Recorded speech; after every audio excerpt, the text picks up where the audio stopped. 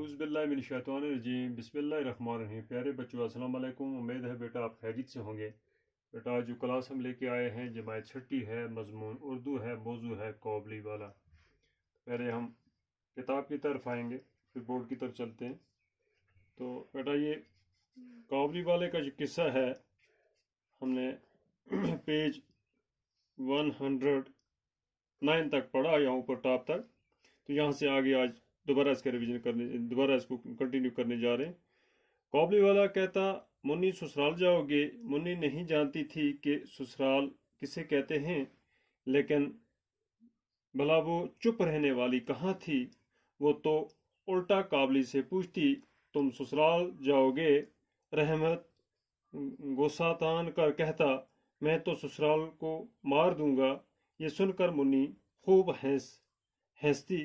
ہر سال جاڑے کا موسم ختم ہونے لگتا تو رحمت اپنے وطن جانے کی تیاری کرتا اور گھر گھر جا کر اپنے روپے وصول کرتا، مگر ایک بار منی سے ملنے ضرور آتا۔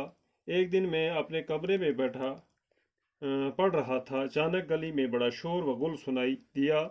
میں نے کھڑکی میں نے کھڑے ہو کر دیکھا کہ رحمت کو دو سپاہی بندھے لیے جا رہے تھے۔ پیچھے سے لڑکوں اور راہگیروں کا مجمع چلا آ رہا تھا۔ رحمت کے کرتے پر خون کے دھبے تھے اور ایک سپاہی کے ہاتھ میں خون سے بھری چھری تھی۔ میں بھاگا ہوا گیا اور سپاہیوں کو روک کر پوچھا، کیا بات ہے؟ معلوم ہوا کہ پڑوس میں ایک چپراسی نے رحمت سے ایک چادر لی تھی اور اب وہ دام دینے سے انکار کرتا تھا۔ اس پر جھگڑا ہو گیا اور رحمت نے غصے میں آ کر چپراسی پر چھری سے حملہ کر دیا۔ رحمت اس بے ایمان چپراسی کو سینکڑوں گالیاں دے رہا تھا۔ اس بیچ میں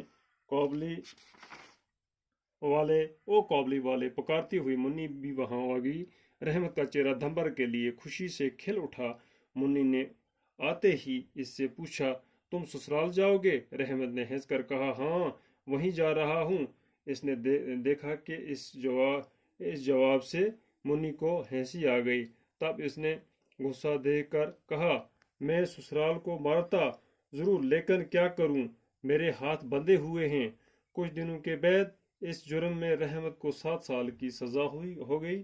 اس واقعے کے بعد کئی سال گزر گئے، منی قابلی والے کو بھول گئی۔ تو بیٹا یہیں ہم رکتے ہیں آج، اس سے آگے پھر کل دیکھیں گے۔ کہتے قابلی والا کہتا، منی سسرال جاؤ گے؟ منی نہیں جانتی تھی کہ سسرال کس کو کہتے ہیں، لیکن بلا وہ چپ رہنے والی بھی کہاں تھی؟ وہ تو الٹا قابلی والے سے پوچھتی رہتی تھی کہ تم سسرال جاؤ گے۔ تو اسی طرح کہتا تھا، تو سسرال والوں کو میں مار دوں گا، یہ کہتا تھا۔ یہ سن کر منی خوب ہنستی اور ہر سال جاڑے کے موسم میں کیا ہوتا کہ جب رحمت اپنے وطن واپس جانے کی تیاری کرتا تو گھر گھر جا کر پیسے وصول کرتا تھا۔ تو ایک دن ایسے ہی میں اپنے کمرے میں بیٹھا پڑھ رہا تھا، اچانک گلی میں شور و غل سنائی دیا اور دیکھا کہ رحمت کو 2 سپاہی اپنے ساتھ باندھے ہوئے لیے جا رہے ہیں۔ تو بہت سارے لوگ اس کے پیچھے پیچھے مجمع چلا جا رہا ہے۔ کہتے ہیں کہ رحمت کے کرتے پر خون کے دھبے تھے، ایک سپاہی کے ہاتھ میں خون سے بھری چھری بھی تھی۔ تو دیکھا، وہاں پہنچا میں نے ان سے پوچھا کیا بات ہے؟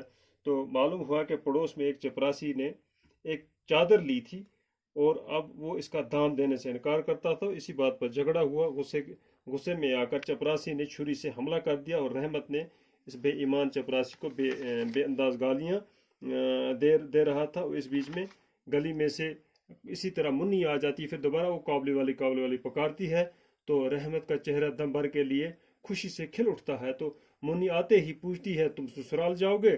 تو رحمت ہنس کر کہتا ہے، ہاں وہیں جا رہا ہوں۔ اس نے دیکھ کر اس جواب سے منی کو ہنسی آ گئی۔ تب سے اس نے غصہ دکھا کر کہا، میں سسرال کو مارتا ضرور، لیکن کیا کروں، میرے ہاتھ بندھے ہوئے ہیں۔ کچھ دنوں کے بعد اس جرم میں رحمت کو 7 سال کی سزا ہو گئی۔ جب سزا ہو جاتی ہے تو اس کے واقعے کے بعد کئی سال گزر گئے اور منی اس قابلی والے کو بھول گئی۔ تو بیٹا آج یہاں تک۔ تو آج یہ اس کے لفظ اور معنی کچھ ہوئے ہیں، یہ دیکھو زمین آسمان کا فرق ہو گیا، بہت بڑا فرق۔ بندی ٹکی باتیں ہوں گی، معمول کی باتیں جن میں کوئی نیا پن نہ ہو۔ شور و غل ہو گیا، بہت شور۔ راہگیر کہتے ہیں راستہ چلنے والا، بے ایمان کہتے ہیں جس کا ایمان نہ ہو، اداس ہو گیا، غمگین، ہچکچانا ہو گیا، جھجکنا، پس و پیش کرنا۔ تو بیٹا یہ یہاں تک آج اس کو ہم کلوز کرتے ہیں، تو کل انشاءاللہ اسے آگے کنٹینیو